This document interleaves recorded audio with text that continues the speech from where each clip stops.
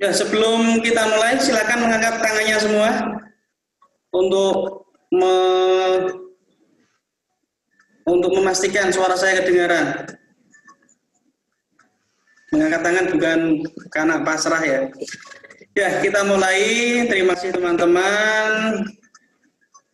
Pada kesempatan kali ini, saya akan memberikan perkuliahan berkaitan dengan komunikasi sosial.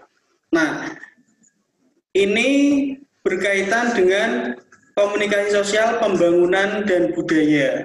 Nah, karena apa? Karena kita jurusannya adalah pendidikan luar sekolah, nanti kita akan komunikasi dengan masyarakat, dengan pembangunan, dengan kebudayaan, intinya berkaitan dengan pembangunan dan budaya. Oke. Mata kuliah ini diampu oleh Profesor Dr. Trijoko Harjo, MPD, dan saya, Imam Sofwan. Pada kesempatan kali ini, Prof. Tri tidak bisa hadir dikarenakan ada kegiatan. Untuk itu mata kuliah awal ini atau mata kuliah perdana ini saya dulu yang mengampu atau saya dulu nanti yang menjelaskan berkaitan dengan kontrak perkuliahannya. Nah, gitu. Oke, di dalam sebuah atau di dalam mata kuliah itu pasti ada capaian pembelajaran lulusan. Nah, ini tidak hanya mata kuliah komunikasi sosial ya, tapi mata kuliah yang lainnya. Nah, untuk itu agar kalian tahu apa sih kegunaan mata kuliah itu, apa sih tujuan mata kuliah itu, maka kalian harus mengetahui dulu capaian pembelajaran lulusan ini atau CPL-nya. Nah, kalau ada dosen yang belum menjelaskan CPL-nya, berarti kalian harus menanyakan, karena disinilah peta konsep kalian akan melakukan perkuliahan. Nah, seperti itu. Nah, di sini berkaitan dengan CPL komunikasi sosial, berkaitan dengan ada kognitif, berkaitan dengan pengetahuan. Nanti mahasiswa itu bisa menjelaskan konsep-konsep dan teori-teori tentang komunikasi sosial. Nah, ini sesuatu itu dimulai dari teori. Nah, dan teori itu apakah sesuai dengan permasalahan yang di lapangan atau tidak? Nah, ini maka kalian harus menguasai dulu teori-teorinya agar nanti bisa berkomunikasi sosial dengan baik. Terus yang kedua, berkaitan dengan psikomotorik atau berkaitan dengan keterampilan, berkaitan dengan skill. Nah, berkaitan dengan skill, di sini tujuannya adalah atau capaiannya mahasiswa itu memiliki keterampilan dalam berkomunikasi. Nah, ini berkomunikasi di dalam individunya sendiri atau komunikasi intrapersonal, komunikasi dengan orang lain itu dinamakan interpersonal. Nah, terus komunikasi kepada masyarakat, komunikasi kepada organisasi, komunikasi kepada kelompok, sampai nanti komunikasi kepada media massa. Nah, bagaimana cara kita berkomunikasi dengan sosial media itu seperti apa? Nah, nanti mahasiswa ini diharapkan mampu melakukan komunikasi dengan optimal. Nah, terus yang ketiga berkaitan dengan capaian pembelajaran afektif. Afektif itu berkaitan dengan sikap. Nah, ini sikap. Di sini mahasiswa mampu berkomunikasi sosial dengan masyarakat dan diharapkan mahasiswa itu bisa menjadi penggerak dalam masyarakat. Nah, ini yang saya pribadi harapkan untuk komunikasi sosial ini. Nah, sebenarnya berkaitan dengan capaian pembelajaran ini banyak sekali ya, tetapi saya hanya bisa menyampaikan satu saja. Satu, kognitifnya sebenarnya ada lebih dari satu. Saya hanya menyampaikan satu, psikomotoriknya juga sebenarnya lebih dari satu, tapi saya hanya menyampaikan satu yang penting-penting saja. Nah, dan ini menurut saya yang paling penting. Nah, itu ya. Berkaitan dengan capaian pembelajaran lulusan, kalau bisa nantinya mahasiswa itu bisa berkomunikasi dengan baik. Nah, syukur-syukur bisa menjadi penggerak dalam masyarakat. Nah, ini kalian menjadi atau kalian mahasiswa PLS, bagaimana kalian harus menjadi agen of change atau penggerak dalam masyarakat di lingkungannya masing-masing. Nah, itu yang diharapkan. Nah, setelah ada capaian pembelajaran lulusan, selanjutnya ada capaian pembelajaran mata kuliah. Nah, capaian pembelajaran mata kuliah ini biasanya disesuaikan dengan chapternya atau bab-babnya atau pertemuan-pertemuan nanti yang akan dipelajari. Nah, ini adalah pertemuan-pertemuan nanti yang akan kita pelajari selama kurang lebih 6 bulan atau 1 semester. Oke, pertemuan pertama nanti atau hari ini ya, kita kontrak perkuliahan dan nanti akan membahas tentang capaian pembelajaran. Nah, ini kita sudah membahas berkaitan dengan capaian pembelajaran. Makanya karena ini hanya kontrak perkuliahan, semuanya atau 2 kelas saya jadikan 1. Nah, biar lebih efektif. Berarti yang hari besok, yang jadwalnya besok berarti tidak usah kuliah karena sudah kuliah hari ini. Oke, itu pertemuan pertama. Selanjutnya pertemuan yang kedua, kita akan membahas konsep dasar komunikasi. Nah, komunikasi itu apa sih komunikasi? Nah, kalau saya bertanya, kira-kira ada nggak yang bisa menjawab? Komunikasi sosial itu apa? Komunikasi itu apa pengertiannya? Ada nggak kira-kira yang mau menjawab? Membantu saya dan teman-teman yang menjawab. Gimana? Dominus mungkin ada? Oh, ini Adinea mengangkat tangannya, mana? Ya, Pak. Ya, menurut saya komunikasi itu hubungan interaksi antara 2 orang atau lebih untuk bertukar pikiran atau saling membicarakan sesuatu hal. Itu sih, Pak, menurut saya. Ya, terima kasih Adina. Ada lagi yang mau menjawabnya? Satu lagi coba.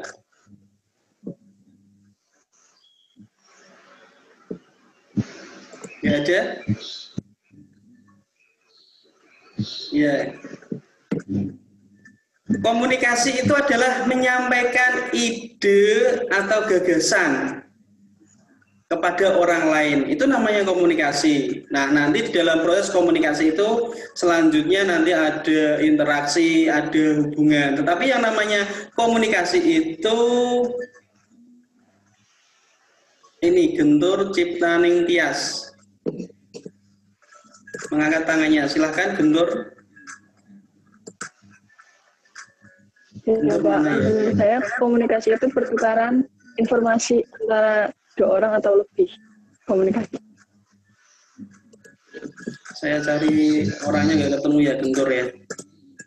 Ya, intinya komunikasi itu berkaitan dengan menyampaikan ide atau gagasan kepada orang lain. Nah, terus setelah disampaikan, orang lain itu akan merespon. Nah, berarti itu dikatakan adanya timbal balik. Karena kalau sudah adanya timbal balik, nah tujuannya yang paling penting. Tujuannya ini tersampaikan apa tidak? Kalau kita melakukan komunikasi, kita berbicara kepada orang lain, tetapi tujuan atau apa yang ingin kita komunikasikan tidak bisa dipahami oleh orang lain, nah ini berarti komunikasinya kurang lengkap atau komunikasinya ini ada masalah atau hambatan. Nah, maka intinya komunikasi adalah menyampaikan ide atau gagasan kepada orang lain sesuai dengan tujuan yang ingin diharapkan oleh komunikan tersendiri itu. Nah, itu yang dinamakan komunikasi. Makanya kalau kalian berkomunikasi, ya harusnya sesuai dengan teori-teori yang telah kita pelajari hari ini. Oke, gitu ya. Terus berkaitan pertemuan yang ketiga, kita membahas prinsip komunikasi dan tingkatan komunikasi. Nah, ini prinsip-prinsip komunikasi.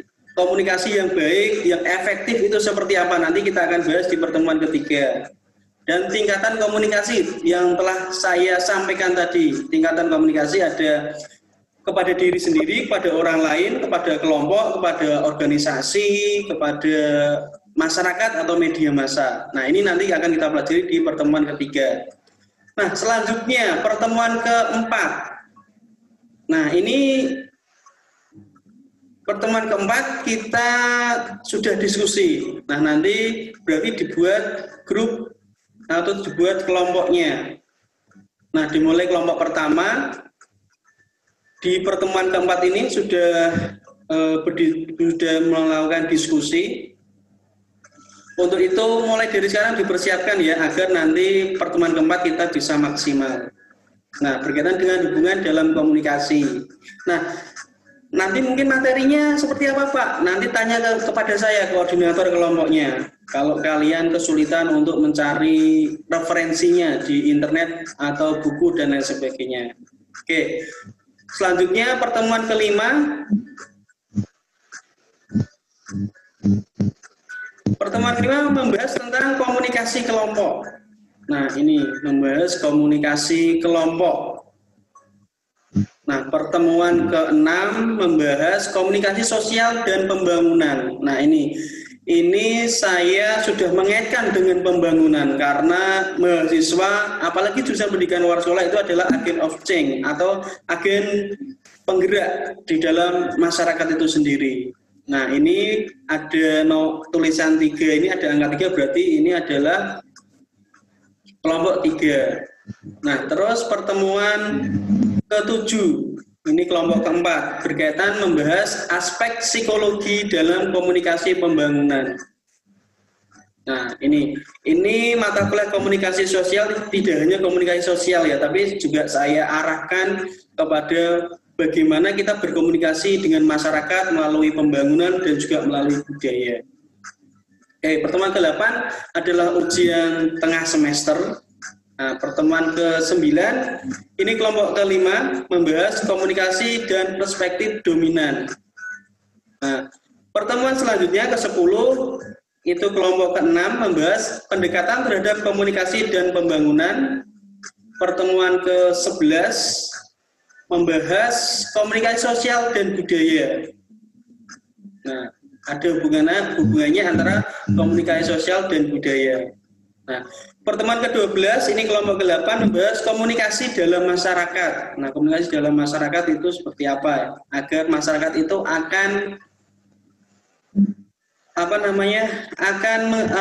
melakukan sesuatu yang kita inginkan. Nah, kalau kita bisa berkomunikasi dengan dalam masyarakat, nah kita dianggap bisa menjadi agen of change atau agen penggerak. Atau nantinya mungkin kalau kalian jadi seorang kepala daerah, kepala desa, atau pemimpin dalam suatu masyarakat, nah insya Allah materi atau teori komunikasi dalam masyarakat ini bisa digunakan. Ya, selanjutnya pertemuan ke-13 membahas prinsip-prinsip komunikasi sosial budaya. Nah, ini berarti kelompok ke-9. Nah, selanjutnya pertemuan ke-14 ini adalah diskusi yang terakhir, kelompok ke-10. Ini membahas faktor-faktor yang mempengaruhi komunikasi sosial budaya. Nah, terus pertemuan ke-15 kita mereview materi perkuliahan, kita juga melakukan analisis artikel tentang komunikasi sosial budaya. Nah, saya harapkan kalian selama mempelajari mata kuliah komunikasi sosial ini selalu mencari artikel-artikel berkaitan dengan komunikasi sosial. Misalnya berkaitan dengan faktor-faktor yang mempengaruhi komunikasi sosial budaya. Coba di bab 14 ini juga cari artikelnya. Nah, nanti artikel-artikel itu bisa kalian masukkan dalam referensi materi perkuliahan. Nah, atau bisa kalian nanti sampaikan waktu diskusi. Nah, seperti itu. Terus pertemuan ke-16 ujian akhir semester. Nah, ini adalah 16 kali pertemuan kita yang akan kita lakukan atau kita laksanakan, kita rencanakan hari ini. Nah, berkaitan dengan metode perkuliahan metodenya karena online, karena era pandemi ya. Perkuliahannya adalah menggunakan daring atau online, ini menggunakan Elena dan Zoom atau Google Meet nantinya. Nah, silakan dicek nanti Elenanya, atau sudah ada materinya atau belum, nanti bisa melalui situ. Nah, terus ini materinya juga nanti akan saya share atau saya publish di YouTube channel Piknik Akademik. Nah, itu channel Piknik Akademik saya yang buat berkaitan dengan pengetahuan untuk mahasiswa, dosen, guru, dan praktisi pendidikan. Nah, silakan nanti kalau kalian yang belum subscribe, silakan subscribe agar mengetahui berkaitan dengan mata kuliah di PLS, berkaitan dengan apa saja kebutuhan-kebutuhan mahasiswa. Nah, yang kedua, kita adanya diskusi di Elena itu, terus adanya tugas. Nah, standar atau prosedur perkuliahan online itu harus ada 3 ini, ada materinya, ada proses diskusinya, dan ada tugasnya. Maka setiap pertemuan kalian nanti akan mengerjakan tugas. Tugasnya adalah meresum. Nah, ini adalah tugas individu ya. Nah, terus ada Zoom-nya nanti berkaitan dengan analisis masalah dan penguatan. Nah, seperti tadi Nadiem Makarim mengatakan, kalau kuliah online ya kita itu lebih banyak ke diskusinya, bukan lebih banyak ke ceramahnya. Nah, seperti itu juga saya juga cocok seperti yang diutarakan Mas Menteri Nadiem Makarim tadi. Nah, makanya nanti kalau kita melakukan diskusi, kalau bisa kalian membuat video dulu, videonya diupload di YouTube kalian masing-masing, saya dikasihkan atau grup WA-nya dikasihkan ini linknya, nanti bisa menontonnya sebentar atau malamnya sudah di-share agar dipelajari pada malam harinya. Nah, paginya atau waktu kita kuliah, kita tinggal mendiskusikannya. Nah, itu akan lebih efektif. Oke, selanjutnya adalah tugas individu dan kelompok. Nah, ini tugas individunya. Membuat resume atau rangkuman materi setiap babnya. Nah, ini sekitar mungkin 3-4 atau lebih, ya enggak apa-apa, 3 atau 4 halaman. Sesuai dengan pengetahuan atau materi yang telah kalian cari di internet, buku, YouTube, dan lain sebagainya. Nah, ini kelompoknya, tugasnya materi pertemuan paper. Nah, ini membuat cover terus 3-5 halaman saja. Nah, dan membuat PowerPoint-nya. PowerPoint-nya simple atau membuat videonya. Nah, terus ada UTS dan UAS. Nah, ini. Nah, terus berkaitan dengan penilaiannya. Kira-kira kalian mau bobotnya yang paling tinggi yang mana? Nah, hariannya ini 10%, UAS UTS-nya 50%, UAS-nya 40% atau bagaimana? Nah, silakan kalau kalian mempunyai masukan. Kalau tidak, nanti ya penilaian sesuai dengan yang saya inginkan. Nah, terus berkaitan dengan kehadiran minimal 75%. Nah, tapi ingat ya, yang namanya kuliah itu tidak mencari nilai. Seperti tadi kata Mas Nadiem Makarim, ternyata orang-orang yang hebat, orang-orang yang menjadi jiwa pemimpin itu nilainya rendah, tapi dia mempunyai kemampuan-kemampuan yang lain. Nah, untuk itu juga saya sarankan kepada kalian, nah ini diingat-ingat ya, saya sarankan kepada kalian, kalau kalian kuliah itu, pertama adalah kalian menemukan atau mengembangkan potensi diri kalian, sehingga kalian mempunyai kemampuan. Nah, kemampuan dalam hal apa ini? Nah, itu kalau bisa disesuaikan dengan passion kalian, disesuaikan dengan bakat atau minat kalian. Nah, yang kedua, kalian harus mempunyai keterampilan. Karena nanti kalau kalian sudah lulus kuliah, kalian tidak mempunyai keterampilan, kalian tidak mempunyai kemampuan dalam hal apapun, kalian akan bingung. Nah, itu yang harus kalian pikirkan terus. Mungkin kalian pikirkan tiap sebelum tidur. Kemampuan saya apa ya? Besok saya melakukan apa ya? Nah, itu harus selalu mengevaluasi dan merencanakan terus. Agar kalian setelah lulus kuliah, kalian itu mempunyai pemikiran dan mempunyai kemampuan.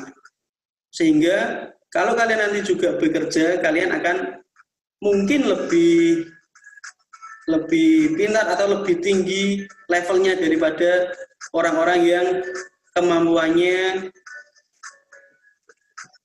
ini standar. Nah, untuk itu selalu persiapkan diri kalian berkaitan dengan kemampuan dan berkaitan dengan keterampilan apa yang akan ingin kalian kembangkan. Oke, selanjutnya setelah penilaian ada sumber belajar. Nah, ini sumber belajarnya di sini bukunya Burhan Mungin, Sosiologi Komunikasi, bukunya Pak Rohajat, Komunikasi Pembangunan dan Perubahan Sosial, bukunya Morrison, Teori Komunikasi hingga Masa. Nah, bukunya Suranto, Komunikasi Sosial Budaya. Nah, dan akan ditambah dengan YouTube, cari referensinya di YouTube ada, di internet, dan buku-buku lainnya. Nah, ini referensinya. Nah, ini berkaitan dengan kontrak perkuliahan hari ini. Silahkan, kalau kalian nanti ada kesulitan, kita harus selalu komunikasi. Nah, kita juga harus selalu koordinasi, kita juga harus selalu kerjasama. Nah, itu akan menjadi tim yang solid. Nah, itu yang juga selalu saya dengung-dengungkan, selalu saya sounding kepada HIMA, kepada lembaga-lembaga atau organisasi-organisasi yang ada di masyarakat atau yang ada di sivitas akademik di UNES, di HIMA, di komunitas-komunitas. Kita harus selalu berkomunikasi, kita harus selalu koordinasi, dan kita akan bisa bekerja sama. Oke, ada yang mau ditanyakan atau ada yang sesuatu hal yang ingin dibicarakan, kita diskusikan. Ya, silakan kalau mau bertanya atau kita diskusi.